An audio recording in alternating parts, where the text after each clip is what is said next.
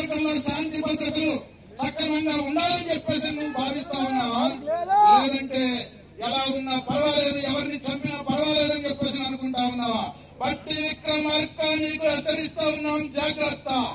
ఖబర్దార్ నువ్వు అనుకుంటా ఉన్నామేమో నేను ఉప ముఖ్యమంత్రిగా ఉన్నా, అధికారంలో ఉన్నా సిపిఎం నాయకుల్ని చంపేస్తా, ఎర్ర జెండా లేకుండా చేస్తానని. నువ్వు కాదు, నీ బాబు అంతకంటే పెద్దవాళ్ళు జలగం వెంగళరాజుల దగ్గర నుంచి ఈ జిల్లాలో సిపిఎం ని దెబ్బతీయాలని చెప్పేసి ప్రయత్నం చేస్తే వాళ్ళ తరం కాలేదు.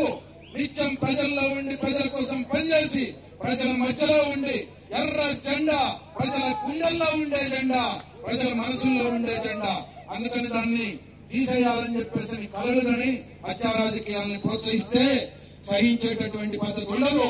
బాధ్యత వహించాలి, బాధ్యత జవాబు చెప్పాలి, లేదా ఎవరి బాధ్యతలో తేల్చాలి. ఇష్టం వచ్చినట్టుగా గుండాలను పోషిస్తారా, రౌడీలను పోషిస్తారా? ఎంతకాలం ఈ రౌడీలు గుండాలు మన నియోజకవర్గంలో రాజ్యం వెళ్తారు?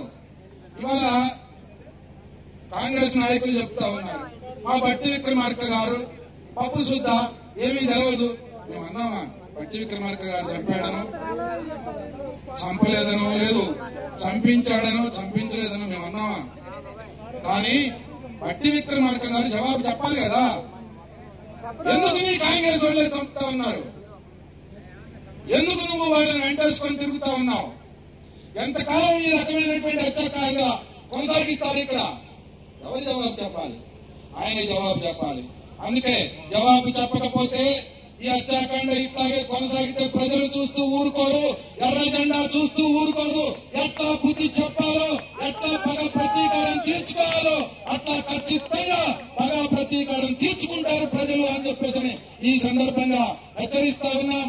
తగిన పద్ధతుల్లో శాంతి భద్రతల్ని కాపాడడంలో పోలీసులు వ్యవహరించకపోతే శాంతి భద్రతల పరిస్థితి సక్రమంగా ఉండకుండా అల్లకల్లోలం తలెత్తే అవకాశం ఉంటుంది.